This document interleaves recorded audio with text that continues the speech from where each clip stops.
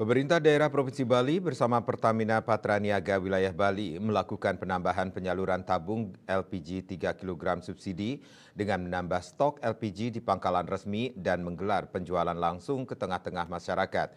Ini sebagai upaya memenuhi kebutuhan LPG 3 kg bersubsidi bagi masyarakat kurang mampu di beberapa wilayah kota kabupaten di Bali.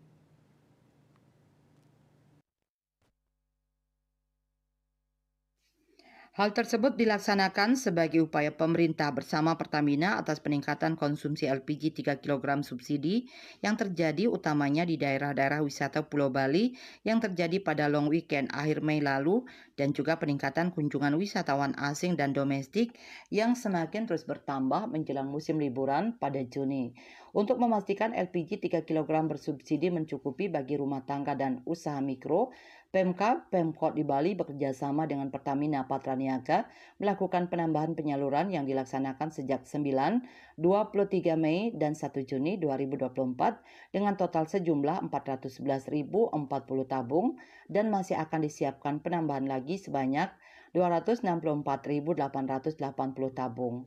Pertamina Patraniaga terus melakukan upaya terkait kebutuhan LPG 3 kg dengan melakukan monitoring stok pangkalan resmi secara berkala, berkoordinasi dengan stakeholder dan bersinergi dengan APH dalam penyaluran serta pemantauan di jalur distribusi LPG subsidi.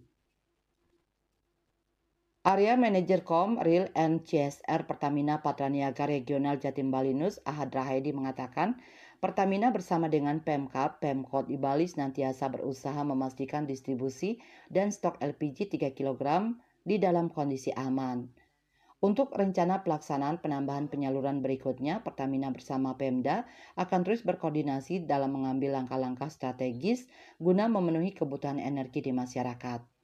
Ahad menjelaskan tambahan penyaluran LPG 3 kg ini dilaksanakan sebagai salah satu upaya pemerintah bersama Pertamina untuk menstabilkan kebutuhan LPG 3 kg bersubsidi di masyarakat dan untuk memberi akses yang lebih mudah kepada masyarakat dalam mendapatkan LPG 3 kg sesuai dengan harga eceran tertinggi HET yaitu Rp18.000.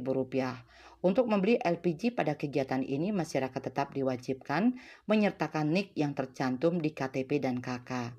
Bisnis Bali melaporkan.